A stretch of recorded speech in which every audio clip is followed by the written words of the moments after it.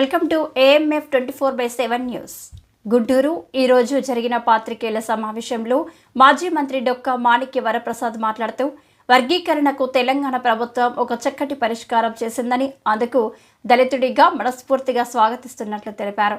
ఈ వర్గీకరణకు మందకృష్ణ మాదిగ ఎంతో పోరాడిన యోధుడు అని ఆయన అభివర్ణించారు.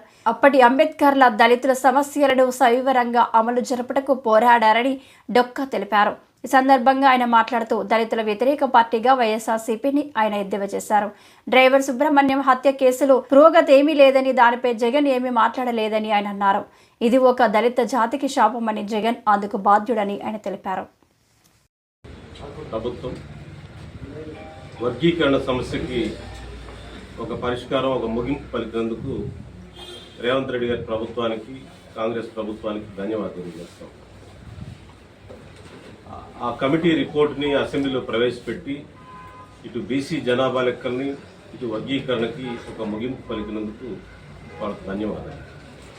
అదేవిధంగా మోడీ గారికి కూడా, బీజేపీ పార్టీకి కూడా నేను ధన్యవాదాలు చేస్తాను. వర్గీకరణను సపోర్ట్ చేసిన, హృదయపూర్తిగా సపోర్ట్ చేసిన సిపిఐ, సిపిఎం, కాంగ్రెస్, బీజేపీ అన్ని పార్టీలు, తెలుగుదేశానికి మరి ముఖ్యంగా ధన్యవాదాలు తెలియజేస్తాము. తెలంగాణలో చూపించిన వర్గీకరణ పరిష్కారంలో 1-2 కంప్లైంట్స్ ఉన్నాయి. ఆ కంప్లైంట్స్ ఏంటంటే,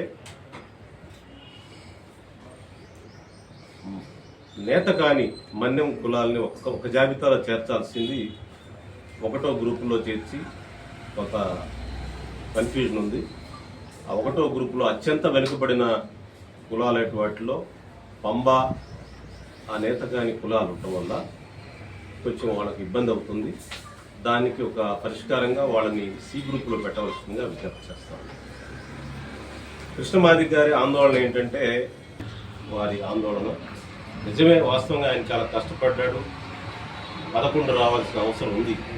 కానీ 15% రిజర్వేషన్ని అన్ని వర్గాలకు శబ్దాలు కాబట్టి ఎంతో కాలం సాక్రిఫై చేసాం. 75 ఏళ్ళు స్వాతంత్రం వచ్చిన తర్వాత కూడా మాదిగలే కోల్పోయారు. ఈ విషయంలో కూడా దళితుల మధ్య ఐక్యత కోసం, మాదిగల మధ్య ఐక్యత కోసం మాదిగలే సాక్రిఫై చేసి మాలలకు కొంచెం వెయిటేజ్ వచ్చే విధంగా మనమే సాధించాల్సిన అవసరం ఉంది. అక్కడ మాలలకి 4% రావాలి, కానీ కొన్ని కులాలు కలిపి 5% తీసుకొచ్చారు. అయినా ఒక పెద్ద మనసుతో కృష్ణమాదిగ గారు దాన్ని యాక్సెప్ట్ చేసి ఐక్యత కోసం పనిచేయాలని చెప్పి నేను వారికి విజ్ఞప్తి చేస్తా ఉన్నాను. ఏదైనా రేవంత్ రెడ్డి గారి సాహసానికి నేను వారికి ప్రత్యేక ధన్యవాదాలు తెలియజేస్తాను. కృష్ణమాదిగ గారి ఆందోళన కూడా అర్థం చేసుకొని ఆ గ్రూప్ అడ్జస్ట్మెంట్స్ చేయవలసిందిగా తెలంగాణ ప్రభుత్వానికి విజ్ఞప్తి చేస్తాను. ఈ మొత్తం వర్గీకరణ ప్రక్రియలో, దేశవ్యాప్తంగా జరిగిన ప్రక్రియలో దీని మూల పురుషుడు, దీని ఉద్యమకర్త, దీని అంతటినీ 30 సంవత్సరాల నుంచి నడిపిన వ్యక్తి కృష్ణమాదిగ గారు. వారు నిజంగా వారికి మొత్తం మాదిగ గారి తరఫున, ఒక సామాజిక ఉద్యమాల తరఫున వారికి నేను ప్రత్యేక ధన్యవాదాలు తెలియజేస్తాను. నిజంగా ఒక అంబేద్కర్ లాంటి వ్యక్తి మన టైంలో అంత ఉద్యమం చేశాడు. ఆయన అంత పద్మశ్రీకి అర్హుడు. పద్మశ్రీ కాదు, పద్మ విభూషణ కూడా ఇవ్వాలని చెప్పి నేను కేంద్ర ప్రభుత్వాన్ని కోరుతాను.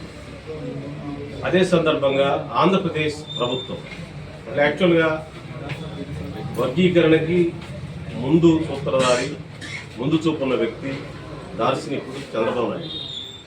ఈ వర్గీకరణ 2000లోనే చేసి, 2000 సంవత్సరంలో చేసి ఒక 4 సంవత్సరాలు ఆయన ప్రభుత్వంలో ఇంప్లిమెంటేషన్ జరిగింది.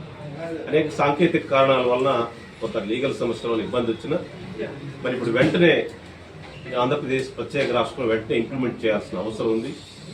ఆంధ్రప్రదేశ్ ప్రభుత్వానికి, చంద్రబాబు నాయుడు గారికి, కూటమి ప్రభుత్వానికి, పవన్ కళ్యాణ్ గారికి, బీజేపీ నాయకత్వాన్ని విజ్ఞప్తి చేస్తాను.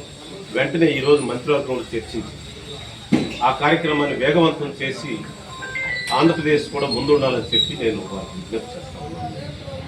అందువల్ల ముఖ్యమంత్రి గారు ప్రత్యేక చొరవ తీసుకొని చంద్రబాబు నాయుడు గారు, ఆయనే వర్గీకరణ వితామం, నేనే పెద్ద మాదిగని చెప్పిన వ్యక్తి, నేనే పెద్ద